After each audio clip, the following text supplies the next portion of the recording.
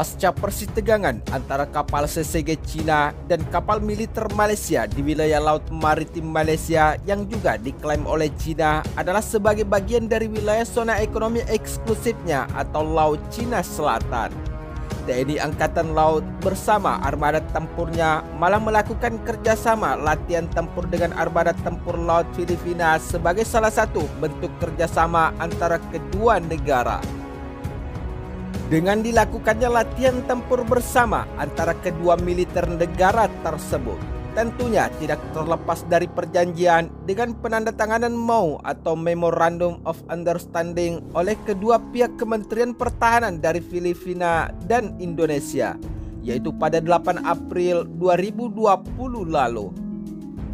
Selain itu, adapun kerjasama latihan tempur atau melakukan aksi manuver antara kapal perang Filipina dan Indonesia ini adalah sebagai bentuk komitmen kedua negara untuk semakin memperkuat hubungan bilateral dan kerjasama militer yang baik. Namun, menurut sumber media informasi terkait, adapun salah satu unsur operasi tempur Kris Sakti 20 yang berada di bawah kendali operasi Gugus Keamanan Laut atau Guskamla Koarmada 2, yaitu adalah KRI Malahayati 362 yang dikomandani oleh Letkol Laut Henryman Putra.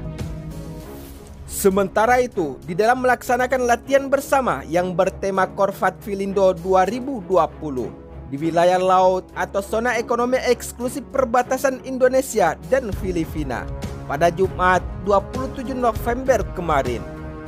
KRI Malahayati 362 melaksanakan latihan bersama dengan kapal perang Filipina dalam rangka untuk meningkatkan kerjasama antara kedua negara dalam menjaga kedaulatan wilayah maritim kedua negara, sebagaimana yang telah disampaikan oleh Letkol Laut Henryman Putra. Selain itu, latihan ini juga bertujuan untuk mengasah profesionalisme dan naluri tempur prajurit kedua negara agar selalu siap di setiap tugas yang telah dilaksanakan untuk menjaga wilayah teritorial atau kedaulatan zona ekonomi eksklusif kedua negara yang semakin memperkuat hubungan militernya. Sementara itu, di sisi lain, adapun unsur kapal perang Filipina yang terlibat di dalam latihan tempur dengan Indonesia di wilayah laut maritim kedua negara, yaitu adalah BRP Apolinario Mobini PS-36 yang merupakan salah satu kapal perang armada laut terbaik milik Filipina. Namun, adapun latihan tempur bersama kedua negara yang telah dilaksanakan bersama kapal perang KRI Malahayati 362 TNI Angkatan Laut, di antaranya Commons Check, Mob Exercise, Rush Approach, Maneuvering Exercise, Flag Hoist, dan dilanjutkan patroli di daerah perbatasan Indonesia dan Filipina. Selain itu, selama pelaksanaan latihan tempur dan aksi manuver, beberapa unsur BKO Guskamla lainnya seperti CASA U6027 juga telah ikut bergabung dalam latihan bersama, serta KRI Bimasuci yang sedang melaksanakan Linla menuju Miangas dalam rangka melaksanakan Satgas KJK 2020 juga telah ikut serta di dalam kegiatan latihan tempur militer Filipina dan Indonesia. Sementara itu, menurut sumber media informasi tersebut, secara terpisah, Komandan Guskamla Koarmada 2, Laksmada Pertama TNI Rahmat Jayadi menyampaikan, jika kegiatan latihan bersama ini adalah merupakan agenda tahunan yang dilaksanakan kedua negara dengan tujuan meningkatkan hubungan bilateral kedua negara dalam bidang keamanan wilayah laut maritim. Dengan adanya kerjasama militer kedua negara tersebut, memang tidak bisa dipungkiri jika dalam hal ini tentunya sesuai dengan program prioritas Kasal Laksmana TNI Yudo Margono di bidang peningkatan kemampuan TNI Angkatan Laut dalam hal menghadapi ancaman yang bersifat non-konvensional, demi untuk terus meningkatkan profesionalisme prajurit dan mempererat hubungan diplomasi Angkatan Laut Indonesia dengan Angkatan Laut negara-negara lain. Namun, walaupun demikian, tampaknya hubungan kerjasama militer Indonesia dengan Malaysia cukup berbeda dengan hubungan kerjasama militer dengan negara Filipina. Hal tersebut dapat kita lihat di saat kapal penjaga pantai atau CCG Cina berulang kali melakukan gangguan dan bahkan hingga pada tensi persitegangan yang memuncak di wilayah laut maritim kedua negara tersebut. Indonesia dan Malaysia tampaknya tidak melakukan langkah awal bersama untuk membendung pergerakan Cina layaknya kerjasama militer Indonesia dengan Filipina. Namun, walaupun demikian, setelah persitegangan antara kapal militer Malaysia dan CCG Cina di wilayah Laut Cina Selatan pada pekan ini, tentunya membuat beberapa negara di kawasan Asia Tenggara semakin memperkuat posisinya dengan berbagai macam jenis alutsista militer tempurnya. Sebab wilayah tersebut memang adalah sebuah wilayah zona laut maritim yang krisis klaim tumpang tindih.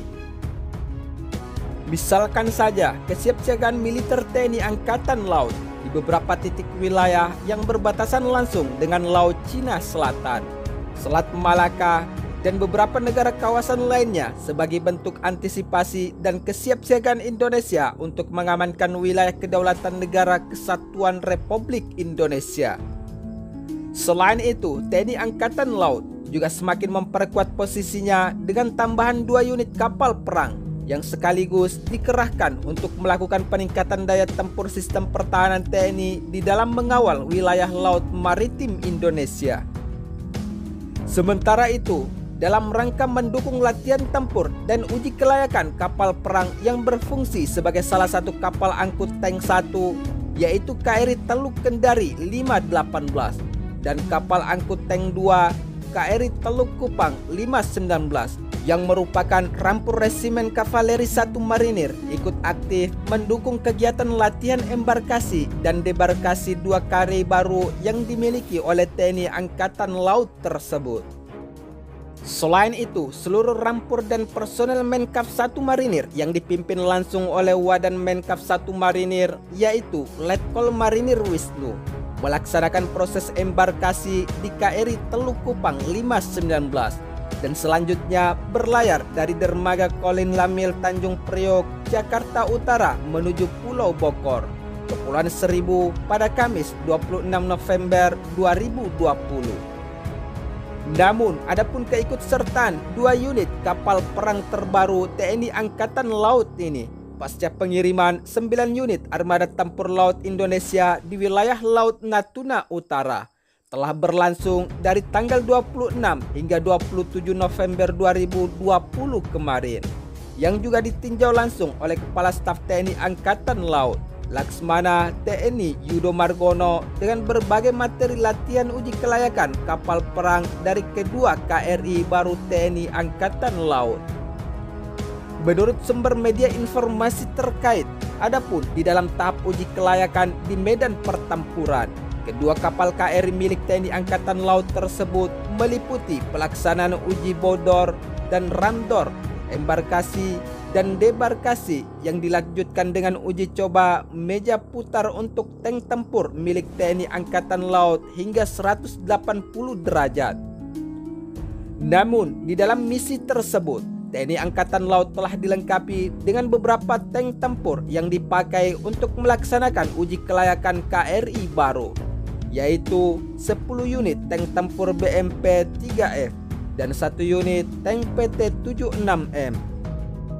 Setelah uji kelayakan tersebut telah usai, akhirnya kedua kapal baru TNI Angkatan Laut yang telah resmi beroperasi dan menjadi bagian dari kekuatan armada tempur laut militer Indonesia. Kedua kapal perang atau KRI Teluk Kendari 518 dan KRI Teluk Kupang 519 kembali ke pangkalan militer Indonesia di Jakarta.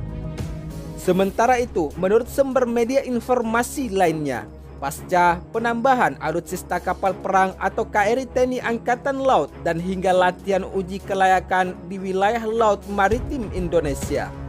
armada tempur militer TNI Angkatan Laut juga telah semakin memperkuat posisinya di wilayah Laut Natuna, yang juga merupakan bagian dari serangkaian antisipasi Indonesia terhadap gangguan wilayah kedaulatan NKRI.